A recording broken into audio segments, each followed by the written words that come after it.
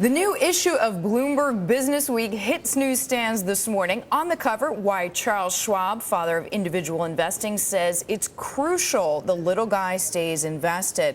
But also in this issue, a story about a symptom of the fragile recovery. That is deflationary pressures. The story's author, Peter Coy, is with us now in the newsroom. Peter, glad to have you with us this Friday morning. Everybody likes a bargain, right? If I pay less for a sweater or toothpaste, I'm happy. But you went through and did some research and are beginning to flesh out the story, or did in the magazine, about the potentially damaging effect lower prices can have on the economy.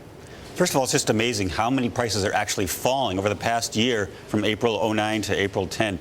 You know, potatoes, bananas, moving companies, lawn care services, men's sweaters. Which should make us happy. Oh yeah, and cheaper. that does make me happy by itself. But the problem is that it's a symptom of the weakness in the recovery. There's not a lot of demand for goods and services, which also affects the labor market.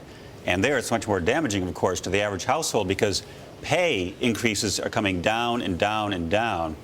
And the worry is that we're going to spill from small increases down to actual decreases in pay. If that starts to happen, then debts become less and less affordable. We've already seen very high bankruptcy rates. That could go higher if people's pay is falling.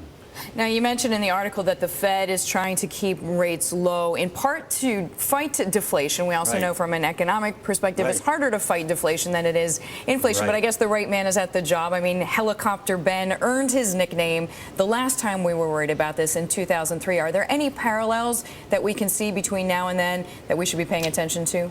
Well, yeah, exactly. It's the same issue over again. Now, there are people who say that was overhyped and that led to the bubble and so on, and there could be some truth to that. But what people miss is that deflation, once it becomes entrenched, is very hard to get rid of. And we see that in Japan, which has been struggling with it for more than a decade now. The U.S. has to be concerned about not letting deflationary pressures get deeply embedded in the economy. But Peter, is there really a long-term risk of deflation? I mean, one of the things that seems to have brought prices down here has been essentially the housing market crashed, and arguably the U.S. is growing a lot more than Japan. So should we really be worried, or is this just sort of a flare? So there are optimists, plenty of optimists, people like Kurt Carl at Swiss Re, whom I interviewed, who will say, we're getting progress, we're getting more jobs.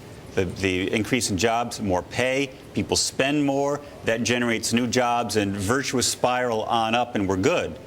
And let's hope that's true. There's certainly positive signs. Conference Board consumer confidence numbers are up, and so on.